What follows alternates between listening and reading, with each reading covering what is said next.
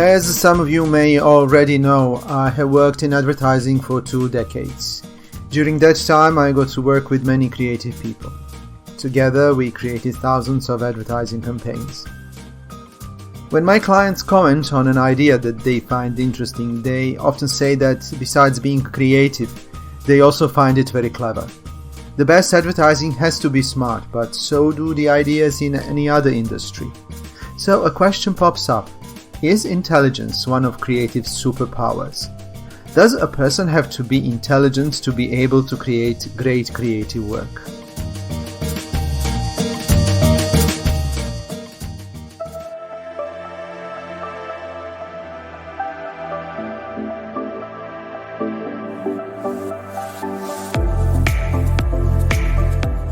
In today's New Creative You podcast, I'm going to talk about the connection between creativity and intelligence. How clever do you need to be an artist or a creative professional? My name is Pedja. You are listening to a podcast where I talk about creativity and reveal different hacks that you can use to unveil and expand your creative thinking. If you happen to hear some jingling during the show, it is my cat Licky and her necklace. Like any cat, Licky likes to climb on her daddy, so I apologize in advance for the jingling.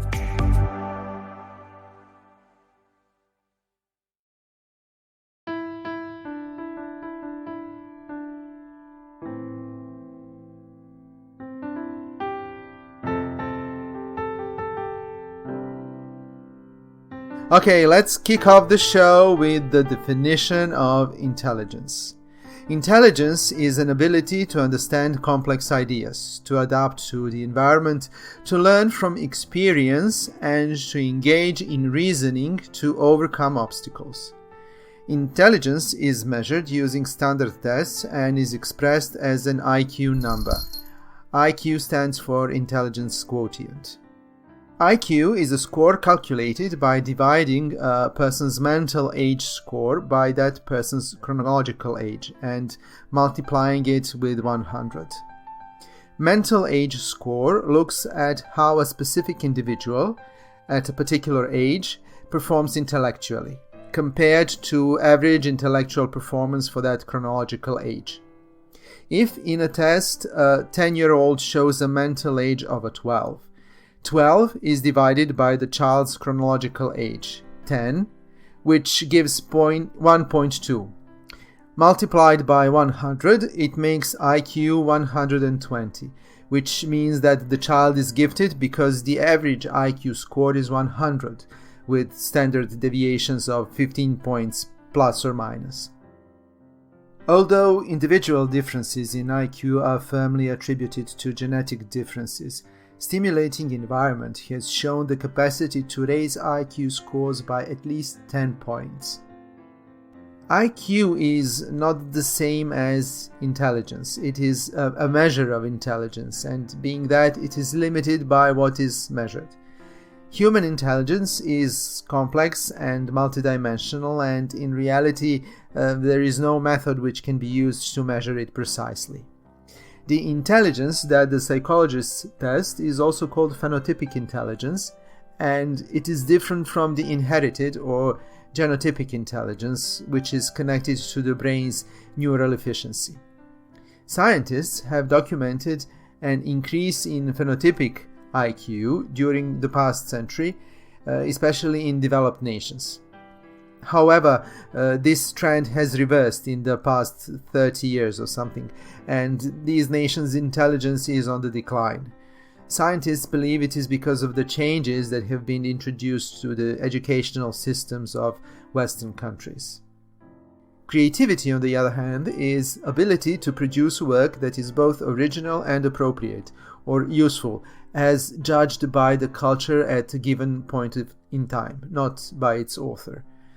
A work is considered original if it provides a breakthrough that causes a paradigm shift in a field, if it is an important synthesis of existing thought in various forms, or if it is a new combination of already existing thoughts and ideas that solves a particular problem or offers improvement. The idea or product that is original cannot be considered creative unless it has social value and appropriateness, because what may be unique in one society or culture may be common in other societies or cultures. Also, what is unique to the originator may not be unique to the people around him or her. Joy Paul Guilford, an American psychologist, hypothesized that creative individuals possess divergent thinking abilities, including idea production, fluency, flexibility, and originality, and argued that traditional intelligence tests do not sufficiently measure creative abilities. Research that followed showed that indeed intelligence tests cannot be used to determine one's creative abilities. Individual abilities are tightly linked to one's personality. The most common personality traits that are related to creativity are confidence, independence, and openness to new ideas. This openness to new ideas is particularly important. Eminent creators need a certain level of knowledge to advance in a field. However, a curvilinear relationship between knowledge and creativity is noticed, which indicates that too much knowledge leads to an inability to think of the field in a radically different light. Also, conventionality and closed-mindedness tend to be negatively related to being a creative scientist. Various forms of conservatism and authoritarianism are proved to lead to entrenchment in thinking. That is why law students score lower in creativity tests compared to behavioral science students, for example. Highly creative people doubt, question, and often reject norms, traditions, and conservative ideology. Finally, what is the relationship between intelligence and creativity? Many studies have been conducted illustrating that creativity and intelligence have low correlations. That is, a highly intelligent person is not necessarily highly creative. Even on a neural level, the human brain is working differently when dealing with creative and other types of thinking. One research revealed that when resting, the highly creative group showed more decoupling of brain areas, whereas the highly intelligent showed more intense cooperation between brain areas. When engaged in creative problem solving, the highly creative showed less mental activity than the less creative, and the highly creative showed more cooperation between brain regions than the highly intelligent. Such brain information illustrates physiological differences in methods of problem solving that may be related to differences between creativity and intelligence. Scientists found that the relationship between creativity and intelligence among younger children was weaker than for any other age groups, probably because of little educational influence over the use of their cognitive abilities. 60% of 400 eminent people had serious school problems. Highly creative children can be disruptive in the classroom and troublesome to teachers. Teachers rate students with high IQs as more desirable and more diligent than students with high creativity, and their observations for nomination for a gifted program often focus more on classroom performance than on creativity. To sum up, there is no apparent link between high IQ and creativity. Every person with an average IQ can produce great creative work. I will share with you 4 simple hacks that you can use to stimulate both your intelligence and creativity. Hack number 1. Learn something new every day. Learning creates new neural connections and increases person's capacity for more efficient thinking. For example, people who study more than one language have better cognitive functions and flexibilities than people who only speak one language. Bilinguals are found to have longer attention spans, stronger organization, and analyzation skills than monolinguals. If you are a creative, you will need specific knowledge and set of skills to be able to create useful ideas. As Elizabeth Gilbert once put it, it is a simple and generous rule of life that whatever you practice, you will improve at. So whatever creative activity you choose to pursue, learn the necessary skills, keep practicing, and above all, enjoy the creative process. Hack number 2. Interact socially. Complex social environments have positive effects on intelligence. Interaction with other people provides new opportunities for cognitive growth. By exchanging thoughts and information, you will be able to learn from other people and their experiences. Communication with other people can reveal different perspectives that you are unaware of and lead to valuable insights. Hack number 3. Create a stimulating environment.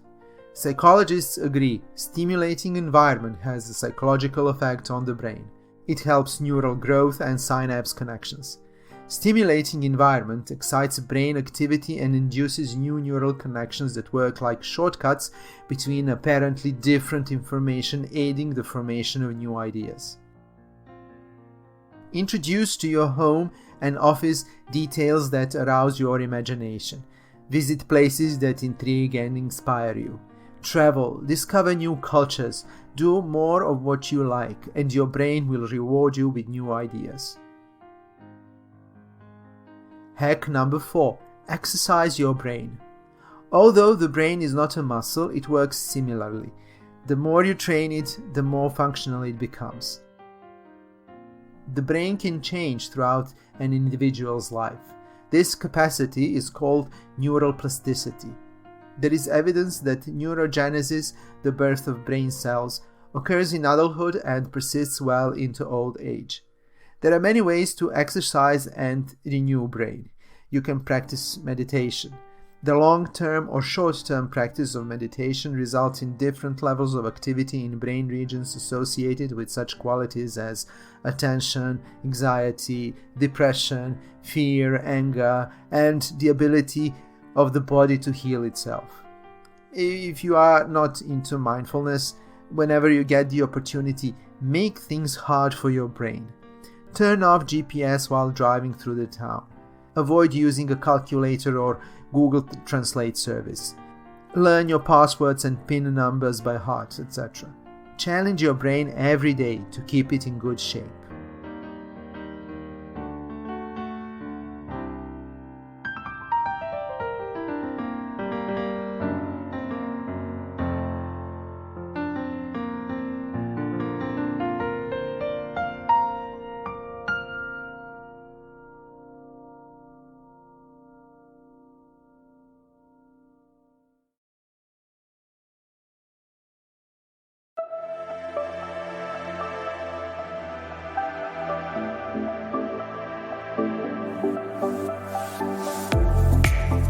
Thank you for listening. If you liked this episode, please like, comment, and share it with your creative friends.